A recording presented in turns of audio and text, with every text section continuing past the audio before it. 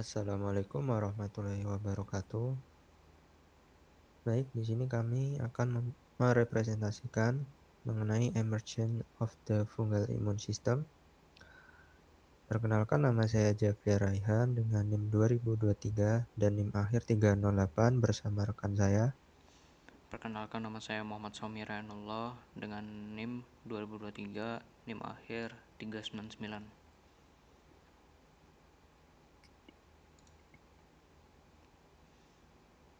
Oke, eh, di sini yang pertama yaitu pengertian umum dari teori gunung es. Teori gunung es atau iceberg theory adalah konsep yang menjelaskan bahwa suatu fenomena yang tampak di permukaan hanyalah sebagian kecil dari keseluruhan kenyataan. Seperti gunung es di laut, bagian yang terlihat di atas permukaan air hanya sekitar 10%, sedangkan 90% lainnya tersembunyi di bawah permukaan. Dalam berbagai bidang seperti psikologi, komunikasi, dan manajemen, teori ini digunakan untuk menggambarkan bahwa perilaku, kejadian, atau masalah yang terlihat sebenarnya dipengaruhi oleh faktor-faktor tersembunyi seperti pola pikir, emosi, nilai, budaya, dan sistem yang tidak langsung terlihat.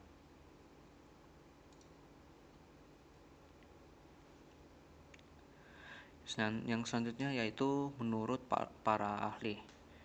Yang pertama yaitu dari Ernest Hemingway. Hemingway memperkenalkan konsep iceberg theory dalam dunia sastra. Ia berpendapat bahwa penulis tidak perlu menjelaskan semua detail secara langsung. Makna yang sebenarnya justru tersembunyi di balik cerita yang tampak sederhana. Pembaca diharapkan dapat menangkap makna tersirat dari bagian yang tidak dituliskan. Yang kedua yaitu dari Sigmund Freud. Freud menggunakan analogi gunung es untuk menjelaskan struktur pikiran manusia. Ia membagi pikiran menjadi 3 bagian, yaitu sadar, prasadar, dan tidak sadar. Bagian terbesar adalah alam bawah sadar yang sangat memengaruhi perilaku manusia meskipun tidak terlihat. Selanjutnya yaitu pembahasan. Dalam memahami suatu permasalahan menggunakan teori gunung es, pendekatan yang digunakan tidak hanya berfokus pada apa yang terlihat di permukaan tetapi juga menggali faktor-faktor tersembunyi yang menjadi akar penyebabnya. Sebagai contoh kasus, dapat dilihat pada fenomena keterlambatan karyawan di sebuah perusahaan. Secara kasat mata, manajemen hanya melihat bahwa banyak karyawan datang terlambat, yang kemudian dianggap sebagai bentuk kurangnya kedisiplinan. Namun, jika dianalisis lebih dalam menggunakan pendekatan yang dikemukakan oleh Peter Senge, keterlambatan tersebut hanyalah bagian kecil dari keseluruhan masalah. Pada lapisan yang lebih dalam, terdapat pola yang berulang di mana keterlambatan terjadi secara konsisten dalam jangka waktu tertentu. Hal ini menunjukkan bahwa masalah bukan sekedar kejadian sesaat, melainkan sudah menjadi kebiasaan. Jika ditelusuri lebih jauh, ditemukan adanya struktur sistem yang kurang mendukung, seperti aturan jam kerja yang terlalu kaku, kurangnya fleksibilitas, serta minimnya perhatian terhadap kondisi karyawan. Pada lapisan terdalam terdapat pola pikir atau mental model yang memengaruhi perilaku karyawan, seperti rendahnya motivasi, kurangnya rasa memiliki terhadap perusahaan, serta persepsi bahwa keterlambatan bukanlah hal yang serius.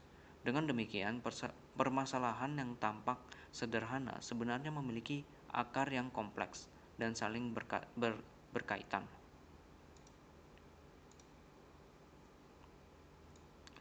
Yang selanjutnya yaitu identifikasi masalah. Yang pertama yaitu masalah yang tampak atau event. Karyawan sering datang terlambat sehingga berdampak pada menurunnya produktivitas dan tidak tercapainya target kerja. Hal ini menjadi gejala utama yang terlihat oleh manajemen. Yang kedua yaitu pola yang berulang atau pattern. Keterlambatan tidak terjadi sekali saja, tetapi berlangsung terus-menerus dan menjadi kebiasaan. Hal ini menunjukkan bahwa masalah sudah bersifat sistematis, bukan insidental. Yang ketiga yaitu permasalahan pada sistem atau struktur.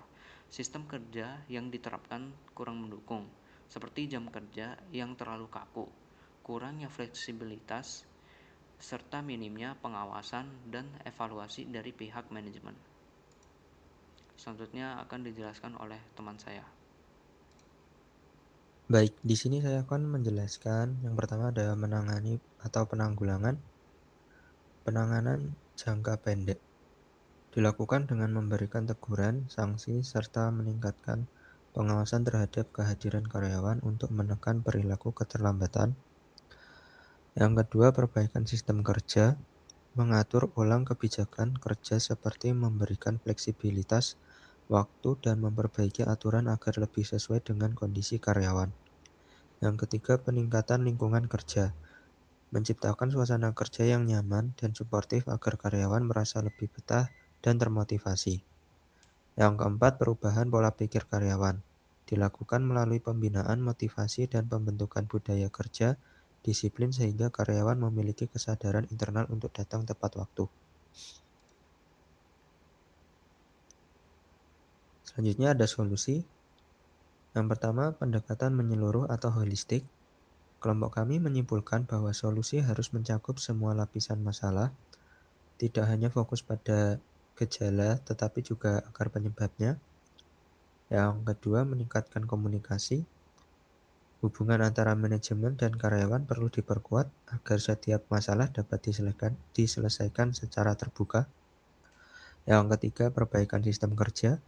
Perusahaan perlu menciptakan sistem kerja yang lebih fleksibel dan adaptif terhadap kebutuhan karyawan.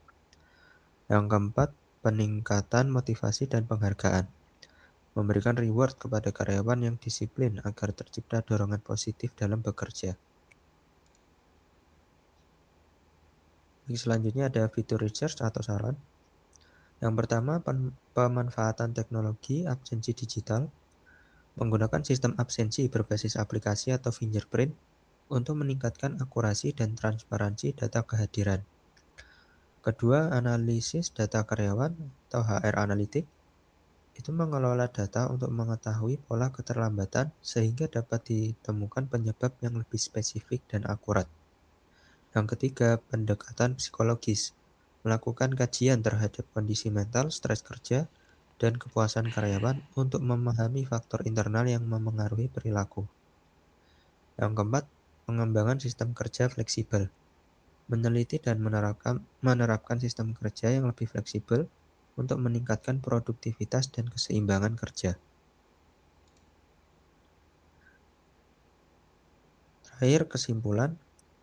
Jadi, teori gunung es berdasarkan pembahasan menggunakan teori gunung es dapat disimpulkan bahwa suatu permasalahan tidak hanya dapat dilihat dari apa yang tampak di permukaan, tetapi harus dianalisis hingga ke akar penyebab yang tersembunyi. Dalam kasus keterlambatan karyawan, masalah yang terlihat hanyalah sebagian kecil dari keseluruhan persoalan yang sebenarnya melibatkan pola perilaku, sistem kerja, serta pola pikir individu. Pendekatan yang hanya berfokus pada pemberian sanksi tidak akan memberikan hasil yang optimal karena tidak menyentuh sumber utama masalah. Oleh karena itu, diperlukan solusi yang menyeluruh dengan memperbaiki sistem kerja, meningkatkan motivasi, serta membangun budaya kerja yang positif.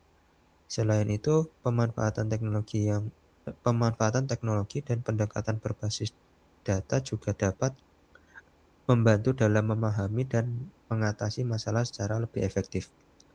Dengan menerapkan pendekatan ini, diharapkan permasalahan tidak hanya dapat diselesaikan secara sementara, tetapi juga mampu dicegah agar tidak terulang kembali di masa depan.